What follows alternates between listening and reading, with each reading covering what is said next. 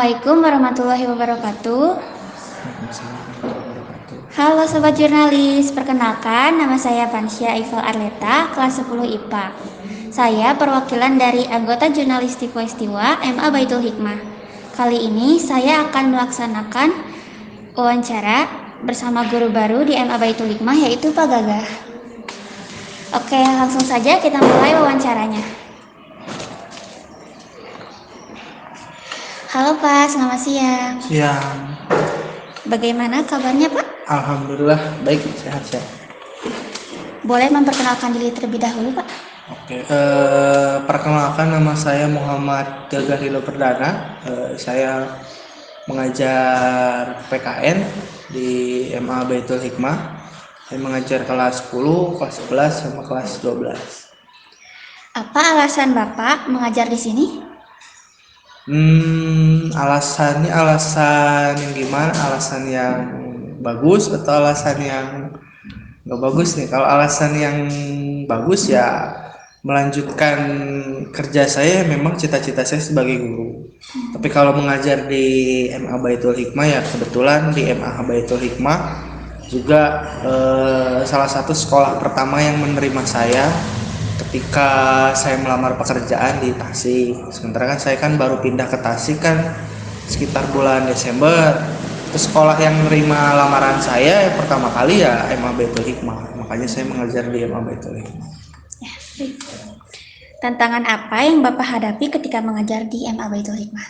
Oh, tantangan ya pada umumnya seperti guru-guru lain sih. Tantangan kan banyak mengajar itu. Tapi lebih banyak tantangannya justru kadang tuh lebih banyak ke gimana sih bisa memahami si anak, si siswa tuh.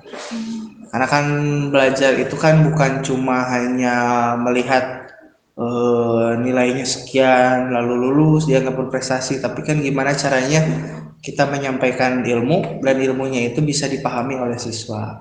Nah, sementara kan di semua tempat, bukan di MA Baitul Hikmah, karakter siswa itu berbeda-beda, karakter anak itu berbeda-beda.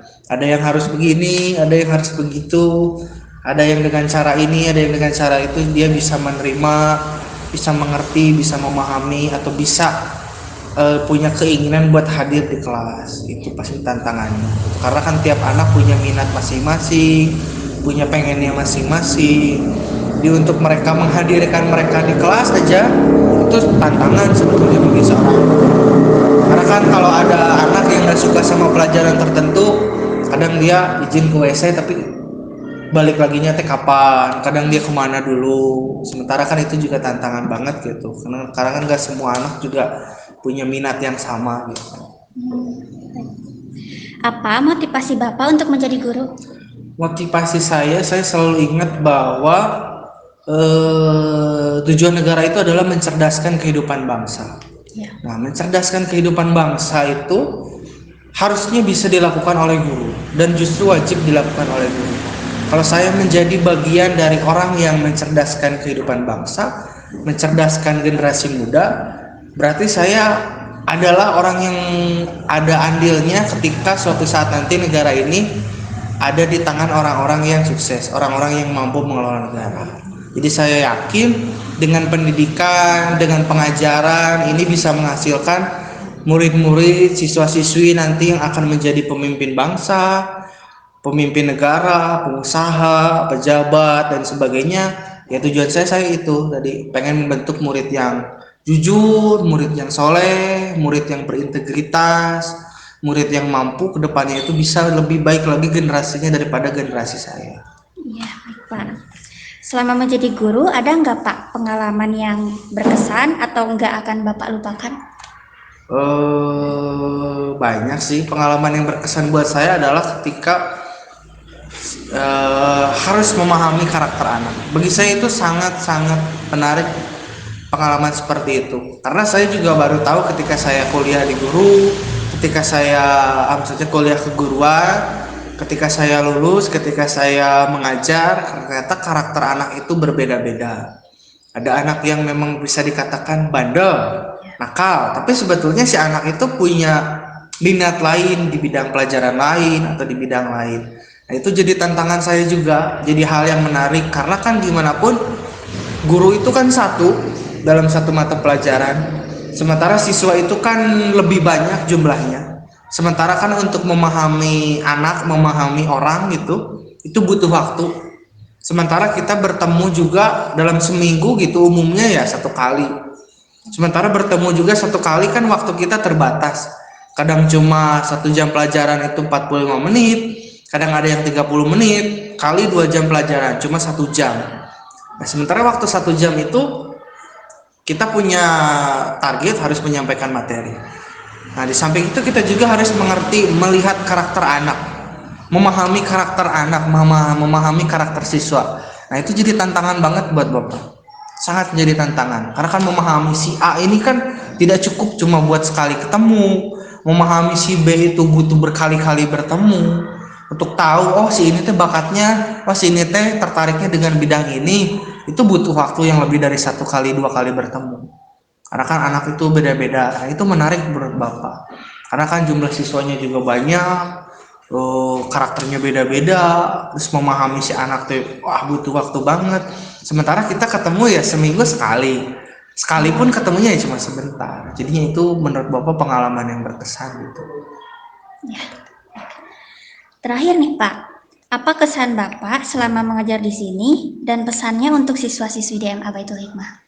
Kesan pesan Bapak sih, ya alhamdulillah Bapak merasa nyaman mengajar di sini. Jadi karakter anaknya baik-baik, karakter anaknya juga sopan. Saya melihat ada perbedaan gitu dibanding dengan anak-anak di sekolah lain gitu. Kenapa saya bisa ngambil kesimpulan itu? Ya lihat aja sekolah kita ini, sekotak ini tidak ada benteng, tidak ada tembok yang membatasi ini, tapi si anak-anak ada tetap di kelas. Nggak ada anak-anak yang pergi, padahal ini kalau sekolahnya kayak gini ya, mau pergi kemana aja gampang, kabur kemana aja gampang. Sekolah yang ada bentengnya aja anaknya bisa kabur, apalagi sekolah yang tidak ada benteng. Tapi Bapak lihat anak-anaknya itu baik-baik, sopan-sopan, anak-anaknya disiplin, pagi-pagi ada, terus siang juga dengan kondisi begini mereka ada di kelas gitu. Jadi pesan-pesan Bapak ke depannya buat anak-anak, buat murid-murid yang lain ya, jadi anak yang jujur, mau mengembangkan minat mereka, mau mengembangkan bakat lain, jangan terbatas pada hanya satu pelajaran. Jadi harus mengembangkan minat lain, karena Bapak yakin setiap anak ya punya bakat, punya prestasi di bidang lain. Mungkin aja mereka di pelajaran matematika kurang baik, tapi bisa aja mereka di pelajaran yang lain mereka baik, atau di bidang olahraga mereka jago, atau di bidang yang lainnya mereka hebat. Jadi dikembangkan aja. Karena kan suatu saat kan mereka akan jadi generasi penerus, bakal jadi anak muda yang jadi pemimpin, bakal jadi orang-orang yang ada di pemerintah. Ya mereka harus berkembang terus, harus mau belajar melihat keadaan sekarang dan mau berubah buat lebih baik lagi. Baik, untuk sesi wawancara kali ini telah selesai. Terima kasih Bapak telah meluangkan waktunya. Dari saya, mohon maaf apabila ada salah kata. Saya Pansya Ifal Arleta, kelas 10 IPA. Izin pamit undur diri. Terima kasih.